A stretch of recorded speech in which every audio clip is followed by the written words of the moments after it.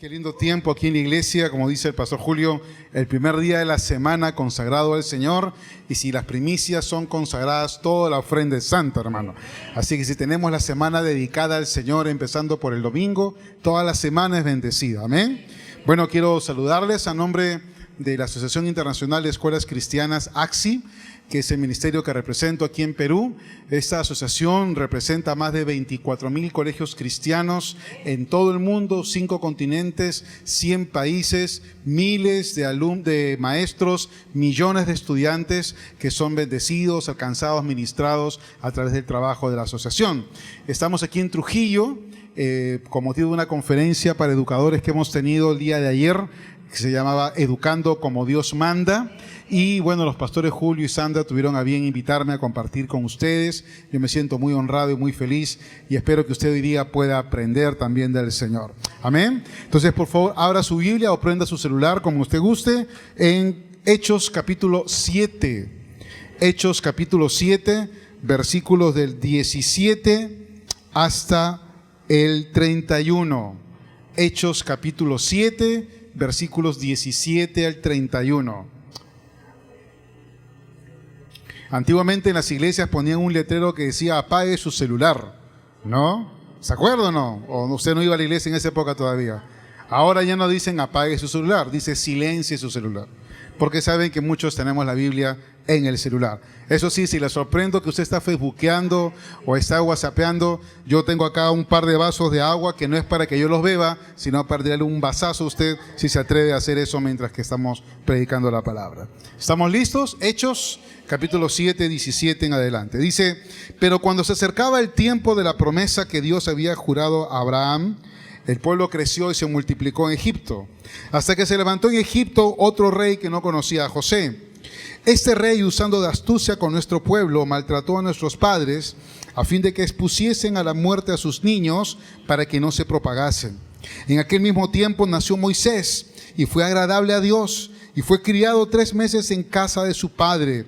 Pero siendo expuesto a la muerte, la hija de Faraón le recogió y le crió como a hijo suyo. Y fue enseñado Moisés en toda la sabiduría de los egipcios, y era poderoso en sus palabras y obra. Vamos a leer juntos el versículo 22 a la voz de 3, ¿ok? 1, 2, 3. Y fue enseñado Moisés en toda la sabiduría de los egipcios, y era poderoso en sus palabras y obras. Padre, te damos gracias por este tiempo. Gracias, Señor, que podemos depender totalmente de ti. Tu Espíritu Santo nos guía a toda verdad. Tu Espíritu Santo nos trae a memoria las palabras de Jesús. Señor, hoy ya tu Espíritu Santo nos está ministrando desde temprano, trayendo palabra de ciencia, de conocimiento, trayendo liberación y sanidad.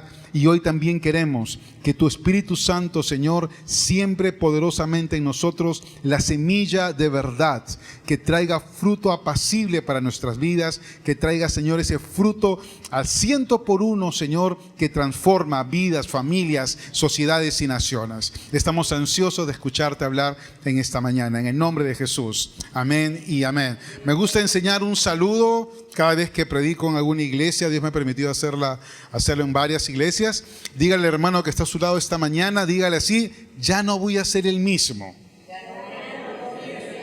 Muy bien. Y usted le va a responder: más te vale que no seas el mismo.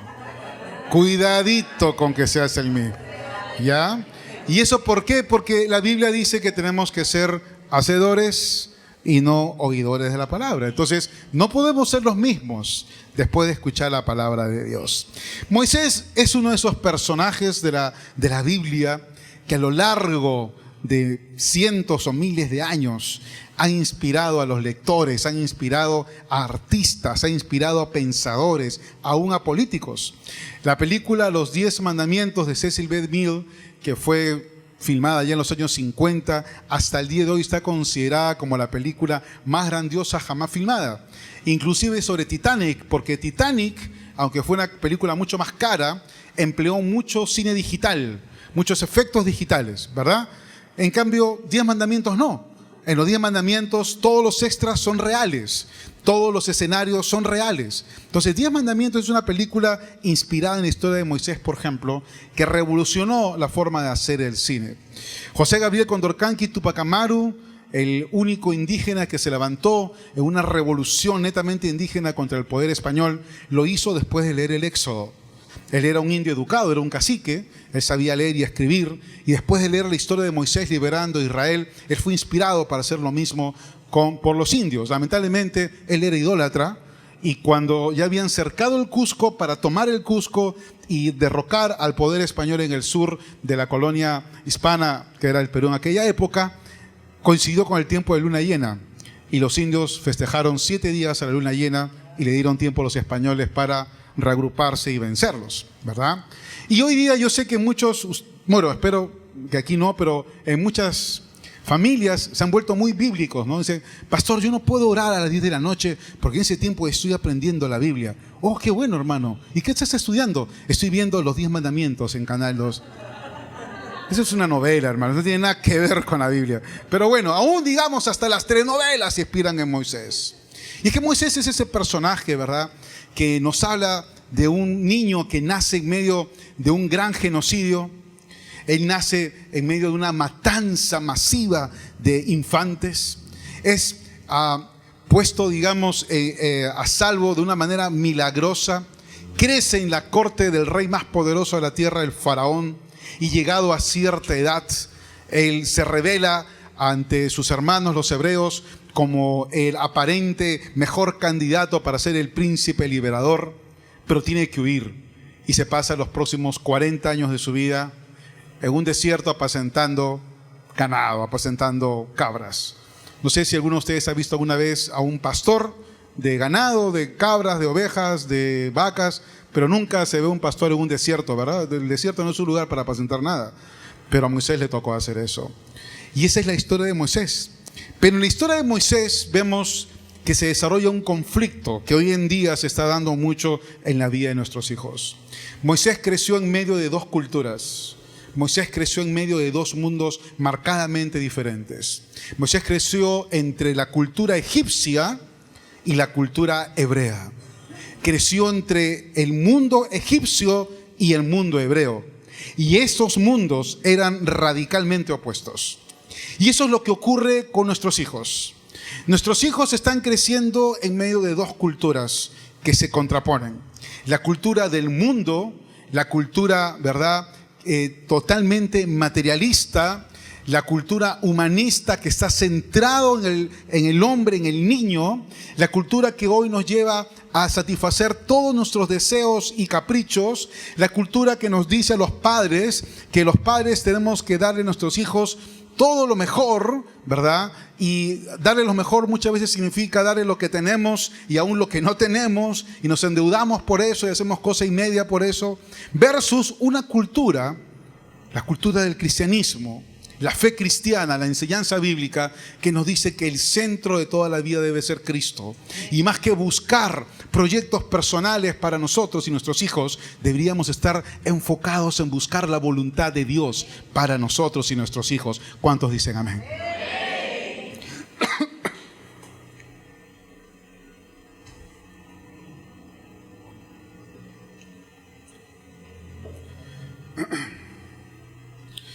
Nuestros hijos entonces crecen entre 2 mundos. Perdón. Amén. Gloria a Dios.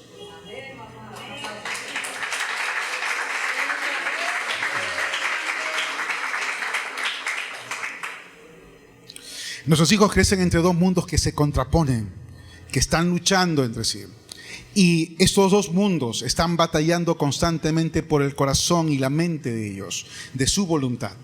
Entonces en casa, en la iglesia, reciben un tipo de formación, un tipo de visión del mundo, un tipo de concepción de cómo entender la realidad, pero salen allá al mundo y ya ni siquiera tienen que salir, simplemente tienen que conectarse a la red de redes, al internet, simplemente tienen que prender el televisor, simplemente tienen que ver unos cuantos programas, o hablar con niños o niñas o adolescentes o jóvenes que no son cristianos, escuchar a sus maestros que no son cristianos. Simplemente tienen que exponerse al día a día para ser confrontados en su fe y en su corazón. Así era el tiempo de Moisés. Moisés creció, ¿verdad? Nació en un hogar hebreo. Nació en un hogar, hermanos queridos, que a pesar de la tremenda opresión que sufrían, a pesar del abuso y del asesinato en masa que sufrían, no había perdido la esperanza. El pueblo hebreo era el heredero de aquel pacto que Dios hizo con Abraham. El pueblo hebreo por 400 años, de una manera increíble, sin tener un papel escrito, sin tener una Biblia, sin tener radios cristianas, sin tener música cristiana, sin siquiera tener una iglesia, había podido guardar el mensaje de Dios que le había dicho a Abraham, ¿no? Te bendeciré y serás bendición, y a ti y a tu descendencia daré esta tierra. Por 400 años habían guardado esta esperanza. Y cuando les tocó ser oprimidos por Faraón, quien astutamente, como acabamos de leer, engañó al pueblo y lo oprimió y lo esclavizó, dice la palabra en el libro de Éxodo que este pueblo empezó a clamar a Dios. Dígame si eso no es esperanza, hermano. ¿Cómo clamaron a Dios después de 400 años de haber recibido la promesa? Porque era un pueblo que siempre tuvo conciencia de un Dios poderoso, amante, fiel, amén, para cumplir lo que había prometido, sin tener un sistema religioso. Aquí no habían sacerdotes, ni profetas, ni predicadores, simplemente fueron familias. Yo me imagino las reuniones familiares de los hebreos de aquellos años. Me imagino a los abuelos contando la historia a los nietos. Ven, te voy a contar la historia del padre Abraham, que no podía tener hijos. Amén. ¿Se imagina usted? Porque ¿cómo llegó entonces el relato hasta Moisés? Fue oral, de boca a boca, de padres a hijos, de abuelos a nietos. Se hizo de generación en generación y llegó ahí. En contraposición, los egipcios eran idólatras. Ellos adoraban, ¿verdad?, al dios Ra, a la diosa Isis, y adoraban a Faraón. Faraón se había levantado como Dios. Faraón era Dios. Él tenía ese poder, era divino, y su palabra y voluntad debían obedecerse siempre. Él había introducido la esclavitud. Los hebreos no llegaron esclavos a Egipto. Ellos llegaron traídos por Faraón, quien invitó a José a que trajera a su familia. Trajeron como un pueblo protegido, como un pueblo especial. Fueron llevados a una región en José donde había las mejores tierras para que ellos crezcan ahí. No eran esclavos. Eran un pueblo inmigrante que les habían asignado un territorio por amor y por respeto a José, a su memoria y al Dios al cual él adoraba, que había salvado a Egipto de una hambruna. Así llegaron los hebreos.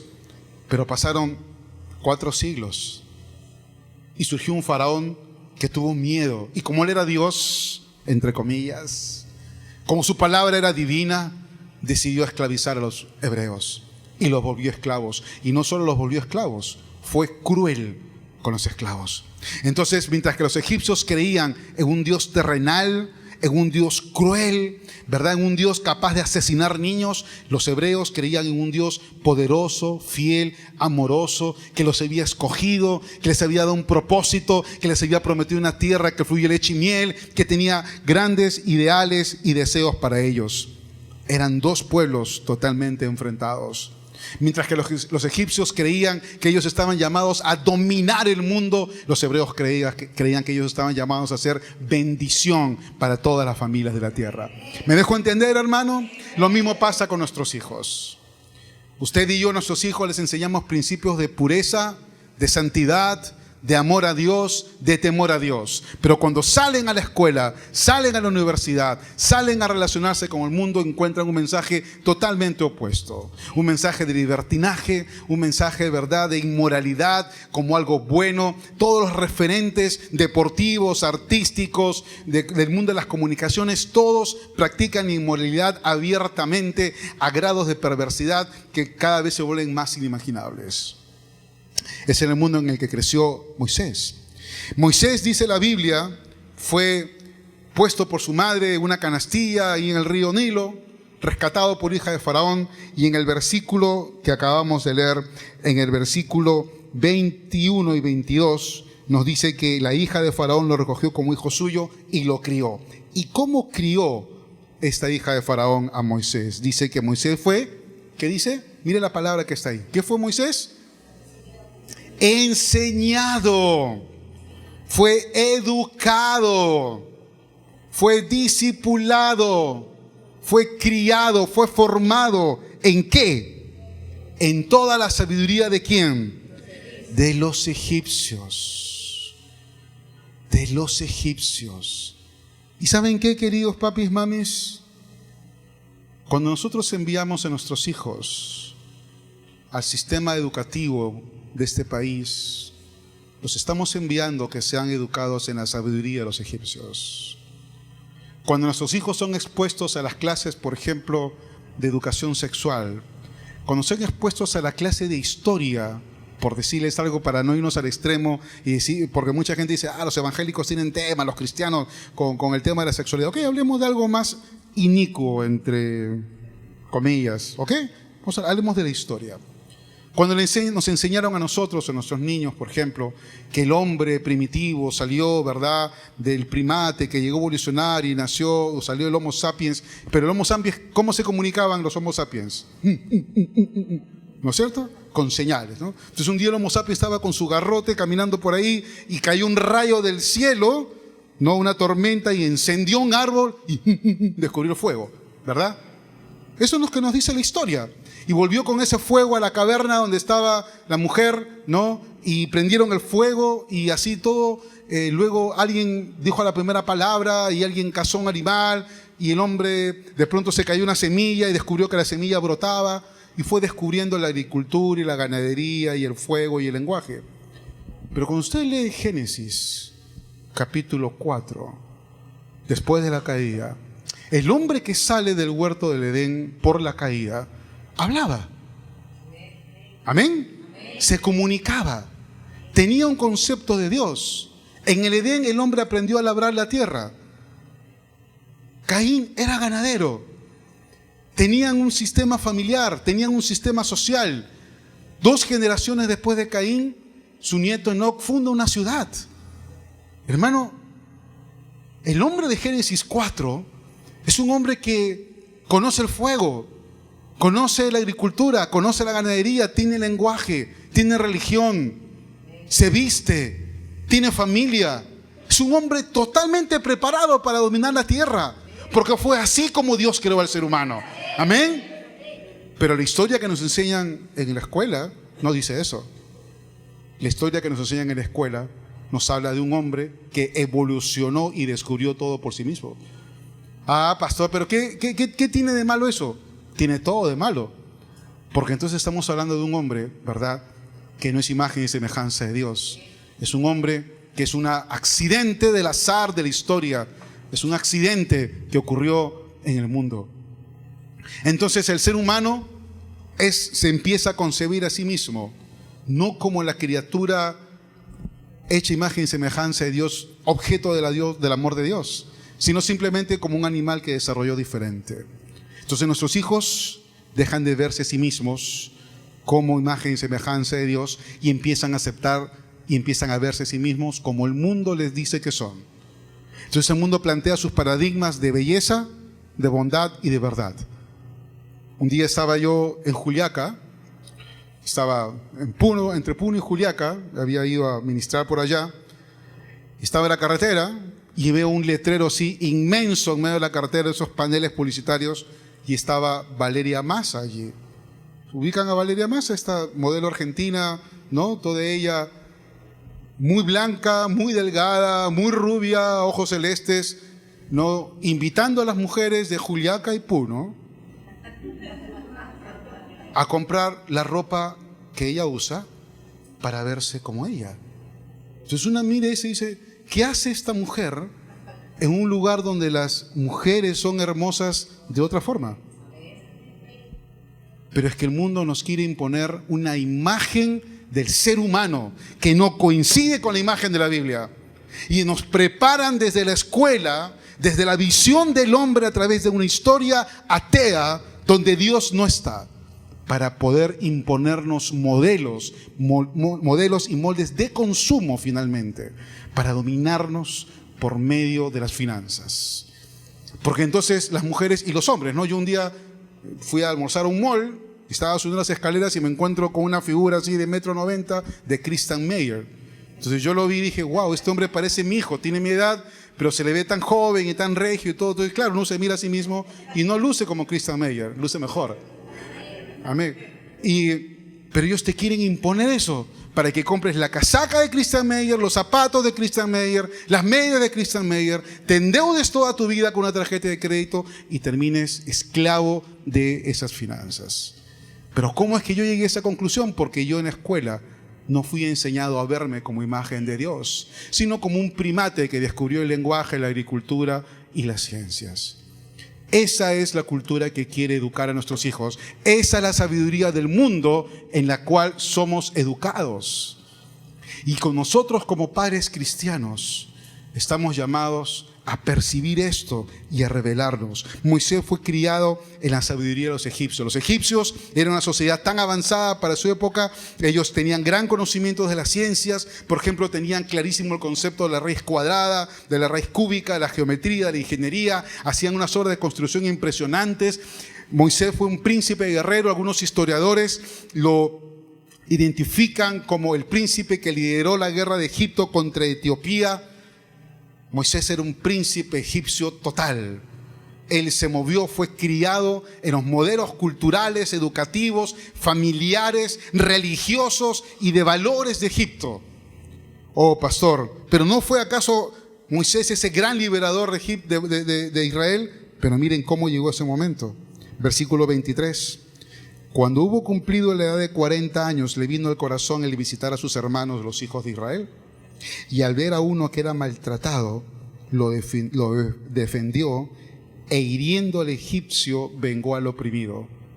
¿Qué hizo Moisés cuando vio la opresión de sus hermanos hebreos? Mató a un egipcio. ¿Cuál era la cultura de la muerte? ¿La cultura egipcia o la cultura hebrea? La cultura egipcia. ¿Usted sabe por qué los hebreos nunca se levantaron contra los egipcios para matarlos?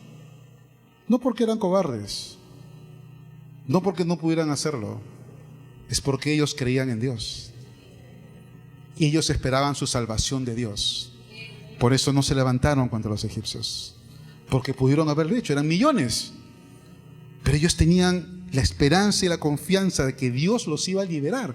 Ellos sabían, los abuelos lo contaban en cada cumpleaños, no se olviden, por favor, decían los abuelos, no se olviden que Dios ha prometido al final de los 400 años visitarnos y sacarnos de aquí. Y una esperanza que alimentaba la fe de este pueblo, que no tenía ni sacerdotes, ni pastores, ni profetas, ni evangelistas, ni maestros. Era un pueblo que conectaba directamente con Dios a través de esta esperanza.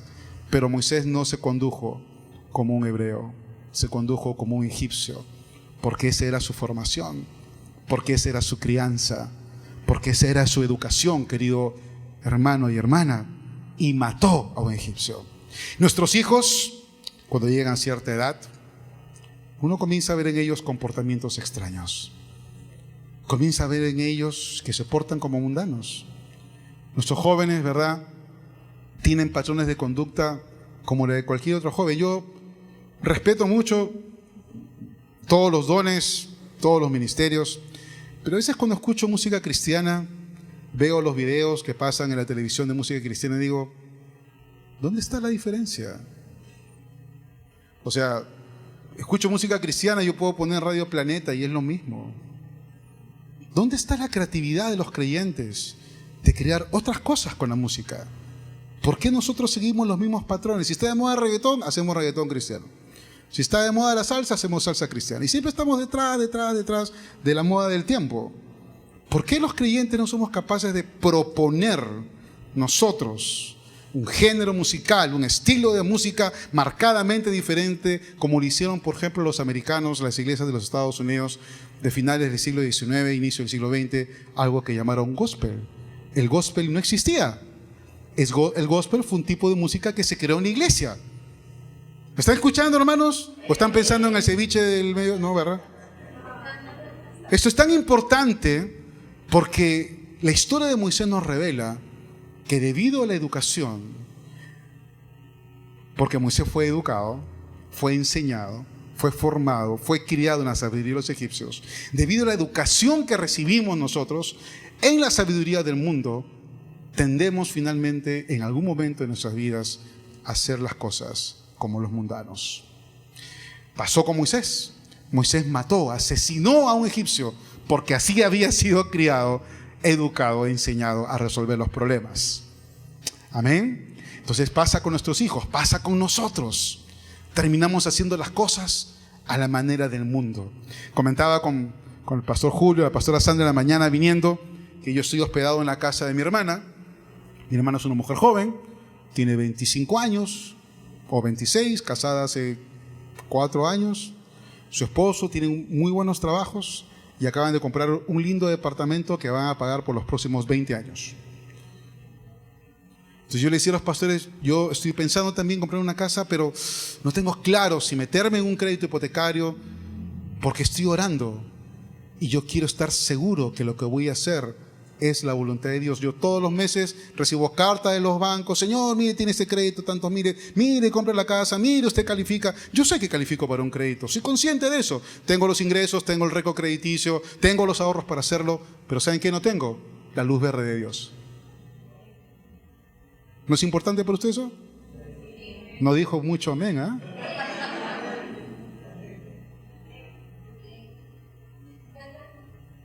Cuidado. ¿Cómo manejas tus finanzas? ¿Con la sabiduría de los egipcios? Es que fuimos formados ahí. Es que fuimos formados allí, en esa sabiduría. Entonces sí, mucha gente me dice, oye, pero ¿no estás cansado de pagar alquiler? Sí, estoy cansado de pagar alquiler. Pero yo entonces no tengo la luz verde de Dios. Yo no he sentido en el corazón de parte de Dios la convicción de Oscar, hazlo. Porque si el Señor me dice, hazlo, lo voy a hacer. Pero yo no tengo esa claridad. ¿Me dejó entender? ¿Me dejo entender, hermano? Y yo también lucho con esto. Yo también lucho con esto. Cuando mis hijos acabaron el colegio, mi hija, sobre todo, me planteó, me dice, papá, yo me quiero ir a las misiones antes de estudiar en la universidad. Ni loco, le dije, jamás. Por sobre mi cadáver te vas a ir a las misiones. Papá misionero, ¿ah? Tu hijita, al igual que hice yo, al igual que hizo tu abuela, y por los siglos de los siglos, amén. Acabas el colegio, postulas a la universidad, estudias tu carrera y después que acabes tu carrera, lo que tú quieras de misiones y todo. Mi hija se fue a la academia, postuló, se quedó por 2 preguntas. Me dijo, papá, yo quiero ir a las misiones. Digo, no, jamás. Primero a la universidad. Y estuvimos en ese conflicto hasta que mi mujer, mi esposita Anita, me dice, Oscar, ¿por qué no oras? ¿Por qué no oras? ¿Por qué no le preguntas a Dios si este deseo que tiene tu hija es de Él? ¿Por qué cree usted que yo no oraba? ¿Acaso no soy un hombre de Dios? ¿Acaso no soy hijo de Dios? ¿Acaso no predico su palabra? ¿Usted cree que esto lo invento yo? ¿Saben por qué no oraba al respecto de esa situación? Porque estaba en la sabiduría de los egipcios. Entonces tuve que clamar a Dios y decirle, Señor, ¿qué quieres para esta niña? Quiero que vaya a las misiones, Oscar. Anda, hija. Se fue a las misiones, estuvo en Chile sirviendo como misionera medio año, regresó, postuló, ingresó, está en 4º año de la carrera, 5º superior, y en Chile conoce una familia misionera que le toma mucho cariño, le han ayudado a ella a tomar otros cursos como misionera y este año se la están llevando a Estados Unidos 3 semanas como un premio de vacaciones, todo pagado. Y le dieron su visa a una niña de 22 años que no tiene trabajo ganando mucho, de padre misionero, ¿no? Que no tiene mucho dinero, ¿no? Y le dieron una visa por 10 años. Porque son los propósitos de Dios. Pero si yo me hubiera movido en la sabiduría egipcia y la obligaba a postular, y la obligaba a ingresar, y la obligaba a estudiar, nunca hubiera conocido esas conexiones y ese mundo, y hubiera sido una misionera frustrada. Tengo que acabar por un tema de tiempo, ¿verdad? Pero quiero dejarles esta mañana este mensaje a ustedes, y por hambre también. Tengo que dejarles este mensaje a ustedes que es muy importante, que lo compartimos en la mañana, y quiero decirles esto hoy día. La educación no es un tema de juego. La educación no es un tema de solamente prepararnos para ser profesionales y tener buen trabajo y ganar harta plata y ser felices. No. Ese es un modelo totalmente egipcio, mundano, materialista. No tiene nada que ver con los propósitos de Dios para nosotros. Ganar dinero no es malo, el dinero no es malo. La codicia es mala. Cuando el dinero es mi móvil, es mi motivo para hacer cosas, ahí está el error. Ese es el camino seguro del fracaso. Segurísimo. No funciona en el reino de Dios así. En el reino de Dios el dinero es un instrumento, es un medio, no es un fin. Jamás es un fin. Por eso que los cristianos no debemos tener problemas para ser desprendidos, ¿verdad? Porque el dinero no es un medio para nada. Perdón, el dinero no es un fin para nada. Es solamente un medio, es un instrumento. Y miren, para Dios es tan poco importante el dinero que Él dice, comprarás sin dinero. Así dice la palabra. Amén. Comprarás sin dinero porque para Dios no es importante. O sea, Él no necesita el dinero para lograr sus objetivos.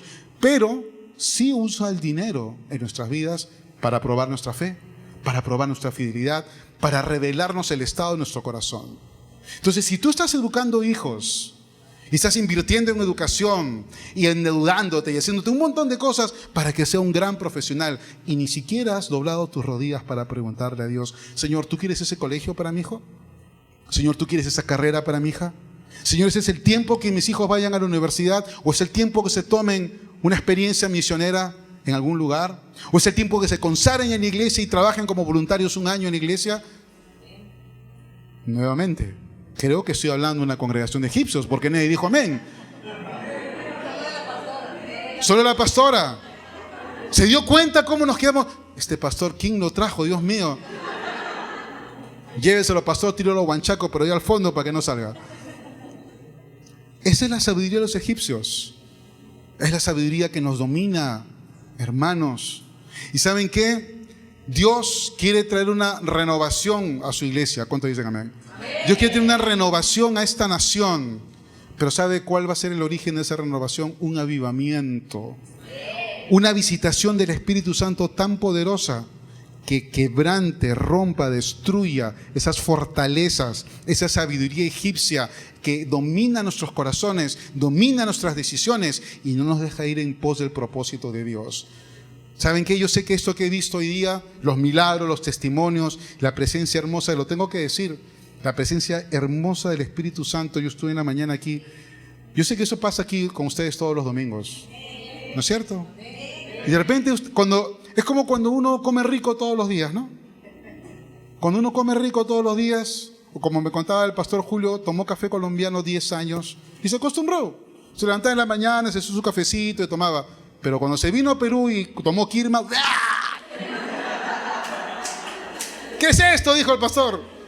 ¿Qué me han dado? ¿Qué es este barro que me han servido? Porque claro, su paladar, su olfato, se acostumbró a un café de altísima calidad. ¿Sí? Hasta que fue expuesto a otro café, no lo percibió. Entonces usted se acostumbró a esto. Y de repente hasta ya es tan cotidiano que ya lo huele, ya lo sabe y ya pues ya está. Es el café rico de todos los días. Pero tal vez usted debe empezar a pensar, ¿verdad?, que esto tan maravilloso que Dios está derramando no solamente para que lo disfrutes, es porque Dios está diciendo, oye, esto es el inicio de algo que yo quiero hacer contigo. Mi visitación, mi derramamiento es solamente el inicio. Dios no nos prometió solo un derramamiento, nos prometió un río. No te contentes con el derramamiento, busca el río, pero el río tiene que ver con ser llevado por Dios a sus propósitos. Cuidado con estarnos resistiendo.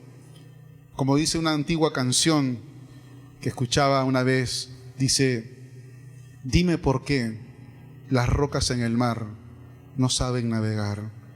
Es que son suficiente seguras, suficiente firmes, suficiente desconfiadas para poder navegar. A veces estamos tan arraigados en lo que creemos, en esta sabiduría de los egipcios, que no nos podemos dejar conducir por el río de Dios. Tienes que ser como un junco, hermano, liviano, confiado, ¿sí? Totalmente entregado al poder de Dios para ser conducido. Vamos a orar. Padre, te damos gracias por esta mañana, Señor. Gracias por este tiempo que nos permites estar en tu presencia. Y yo quiero orar por algo en este tiempo. Quiero orar, Señor, en primer lugar, por aquellos que somos padres, que tenemos el deber de criar hijos.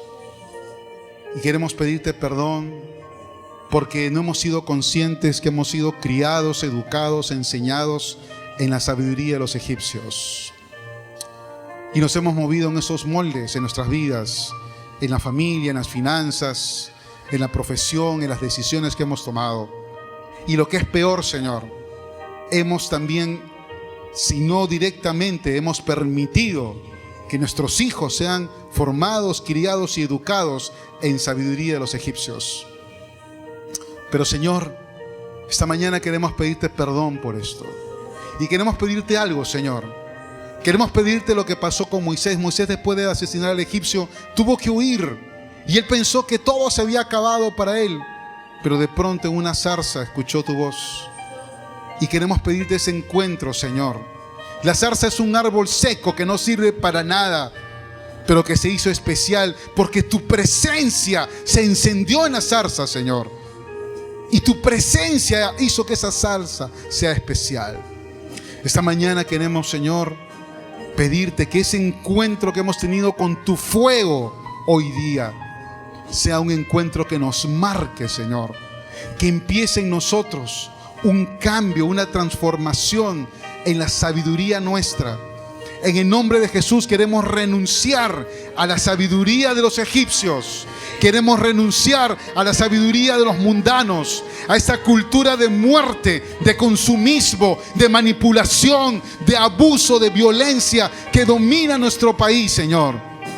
Y queremos abrazar la fe, la esperanza, el amor que nace de un corazón que te conoce a ti, Señor, y que ha confiado en ti, y que es, Señor, la respuesta a esos lazos de amor con el que tú nos atraes.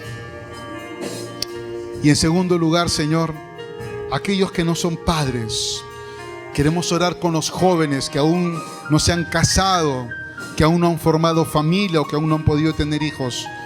Quiero orar con ellos, Señor, en esta mañana y pedirte, mi Dios, jóvenes universitarios, quiero orar con ustedes en este momento. Jóvenes estudiantes ahí en su sitio, levanten sus manos y díganle así al Señor: Señor, perdóname por no haber sabido discernir la sabiduría de los egipcios. Perdóname, Señor, porque simplemente abrí mi corazón y mi mente a toda esta educación secular, atea, que te niega permanentemente en todo lo que leo, aprendo y escucho. Señor, quiero pedirte en el nombre de Jesús que tu Espíritu Santo haga una obra en mí, traiga una renovación de mi mente para conocer tu voluntad y hacerla, Señor.